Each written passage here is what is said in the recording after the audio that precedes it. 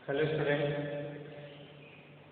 Third chapter animal kingdom में हम पढ़ रहे हैं क्राइटेरिया ऑफ क्लासिफिकेशन, जिसमें हमने 5 क्राइटेरिया कंप्लीट कर लिए थे। अब नेक्स्ट क्राइटेरिया हम पढ़ेंगे बॉडी सेगमेंटेशन।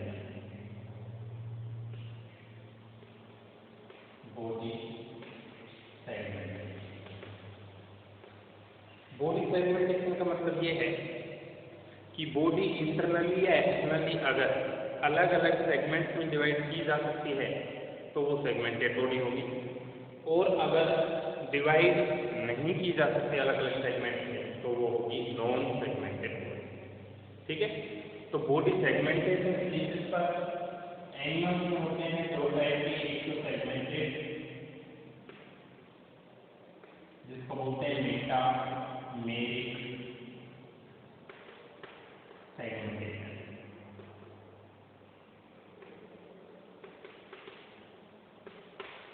और एक होती है नॉन सेगमेंटेड।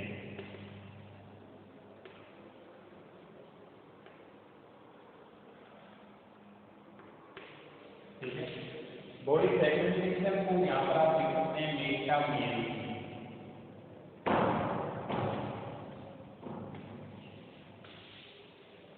सेगमेंटेड बॉडी में एग्जाम्पल हैं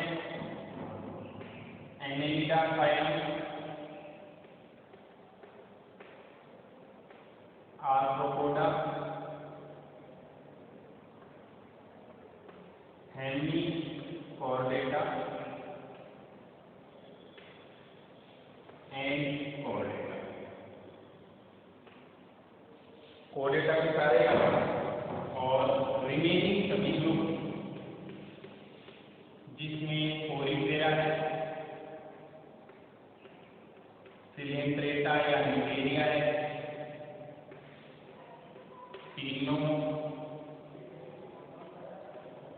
फोरा है, प्लेटिहेल्मिन्थ है,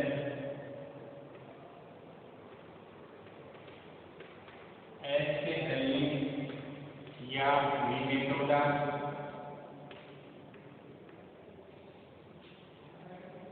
मोलस्का, इकाइनोडर्मिका में है नॉन सेगमेंटेड बॉडी। तो कुल मिलाकर ये क्राइटेरिया हमने कंप्लीट किए हैं किंगडम एनिमेलिया को अलग अलग ग्रुप में डिवाइड करने के लिए।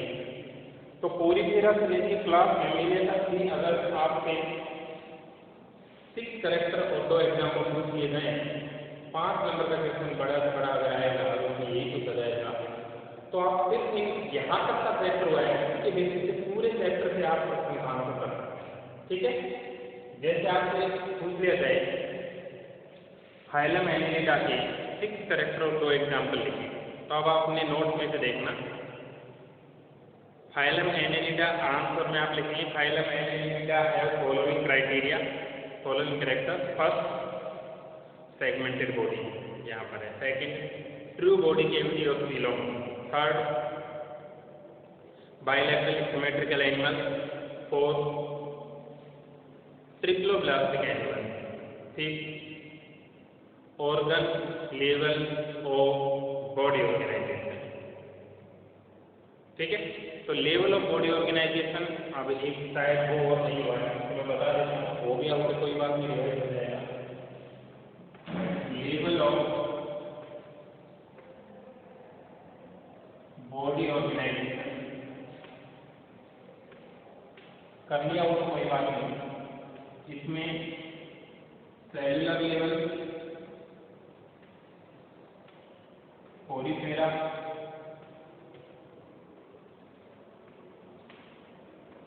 Tissue level,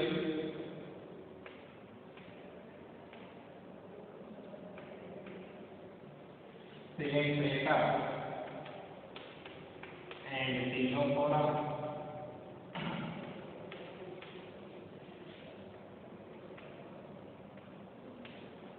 organ level, Platyhelminthes और ऑर्गन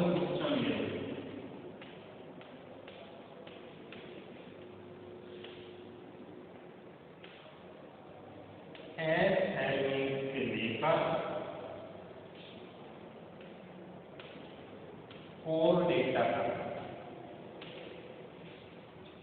ठीक है, तो 6 क्राइटेरिया के बेसिस पे आप इस क्वेश्चन का आंसर कर सकते हैं।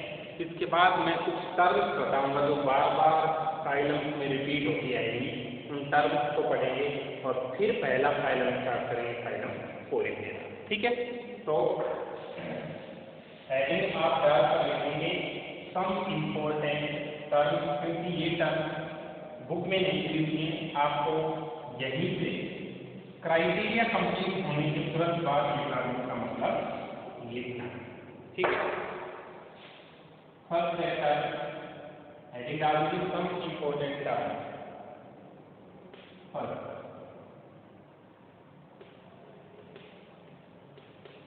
यूनिसेक्सुअल एंड बाइसेक्सुअल, ब्रैकेट में आप लिखें बाइसेक्सुअल का मतलब होता है हर्मैफ्रोडाइट एनिमल। ठीक है, इसमें लिखना है पहला point, the animal in which an individual contain either male or female reproductive organ are called unisexual animal. For example human. अगला पॉइंट लिखें, the animal in which both male and female reproductive organ are present in same individual are called bisexual animal. उसमें लिख लीजिए for example earthworm. ठीक है, second internal and external fertilisation. Heading इन तरह लिखें और फिर टेबुलर फॉर्म में लिखो, इंटरनल इधर एक्सटर्नल इधर। इंटरनल के नीचे लिखना fertilization which takes place inside the body of animal, और external में लिखना the fertilization which takes place outside the body of animal। Internal में एग्जाम्पल लिख दीजिए ह्यूमन, एक्सटर्नल में एग्जाम्पल लिख दीजिए frog.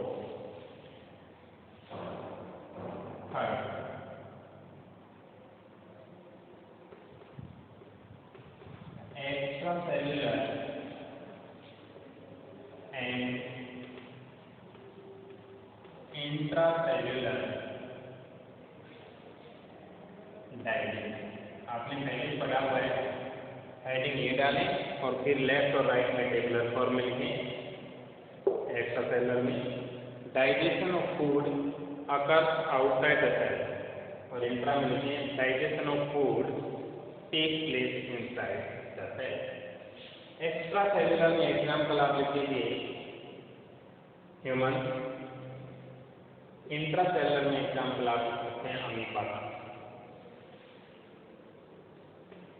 For direct and indirect development.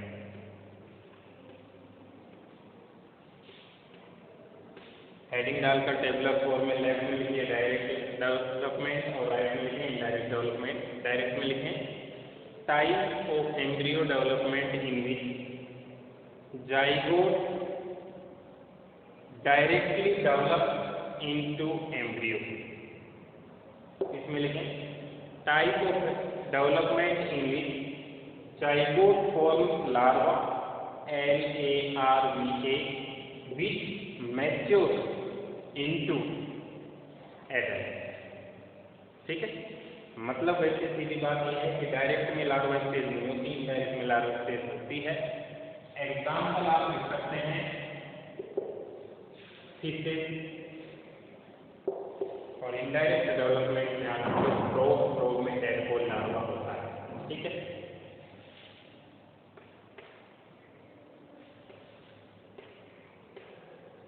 Metamorphosis and metamerism.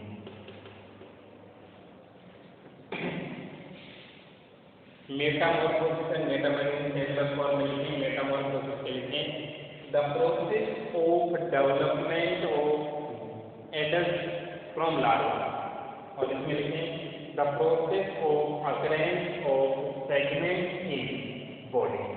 ठीक है, मेटामॉर्फोसिस में एग्जाम्पल प्रो लिख दो क्योंकि उसमें लार्वा डेवलप होता है, और मेटामॉर्फोसिस में ह्यूमंस लिख दो क्योंकि ह्यूमंस में ट्रू बॉडी सेगमेंटेशन प्रेजेंट होता है। उसके बाद नेक्स्ट लिखें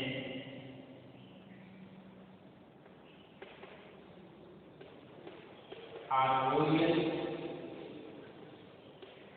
and aerial animal. Arboreal the animal which live on tree, aerial मतलब animals which live in air, which fly in air. Example आप लिखते हैं आर्बोरियल पैरट, इसमें भी आप लिखते हैं। उसके बाद पैरासाइट एंड सेप्रोफाइट। ठीक है, पैरासाइट एंड सेप्रोफाइट। पैरासाइट में लिखें the animals which live on body of other animals for their food, और सेप्रोफाइट में लिखें the animals which depend on decaying organic matter for their food. Parasite में example लिख दीजिए लीफ, LEES। सेप्रोफाइट में लिख दीजिए एग्जाम्पल आप अर्थ बोल। ठीक है, नेक्स्ट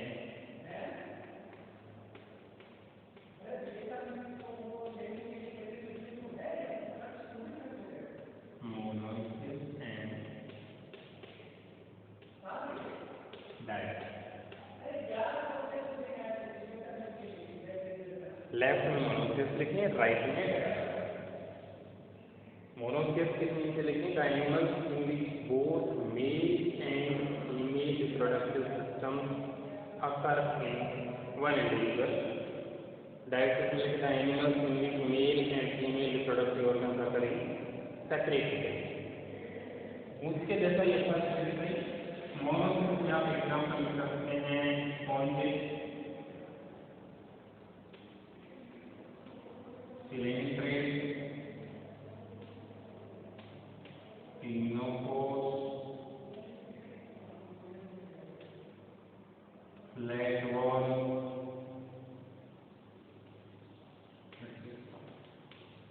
और डायसिस में आप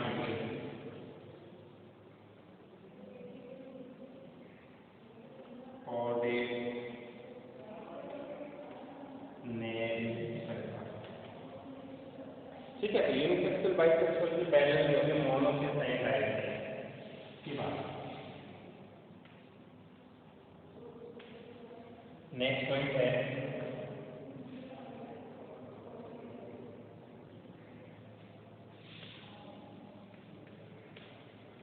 होलोजोइक एंड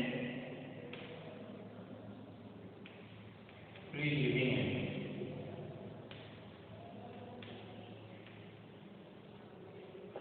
होलोजोइक लेफ्ट में लिखने इसका मतलब है the animal which first and take and then digest the food. Free living मतलब the animal which do not live on body of any other organism. Holozoic में example human लिख दीजिए, free living भी ह्यूमन लिख दें। उसके बाद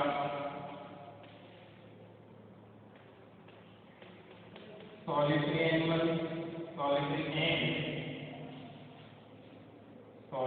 and colonial. ठीक है,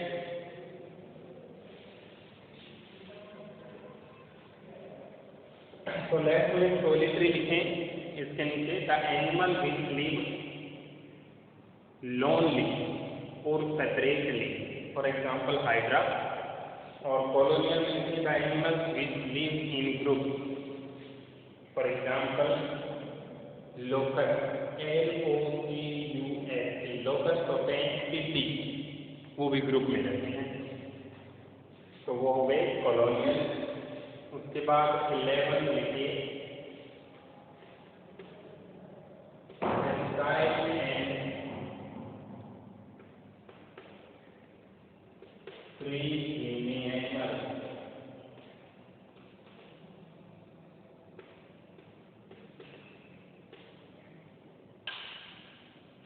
सेसाइल का मतलब होता है ऐसे एनिमल जो एक सबसे पथिक रहते हैं, और फ्री लिविंग का ऐसे एनिमल जो कि फ्लोट करते रहते हैं, स्विमिंग करते रहते हैं, इस पोजिशन में रहते हैं। ठीक है, सेसाइल में एग्जाम्पल आप लिख सकते हैं हाइड्रा का, और फ्री स्विमिंग में आप एग्जाम्पल लिख सकते हैं इंसेक्ट का।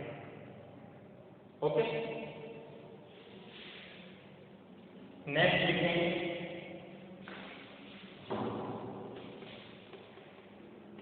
Marine and fresh water animal heading, और फिर टेबुलर फॉर्म में लिखे लेफ्ट में लिखे मैराइन और राइट में लिखे फ्रेश वाटर।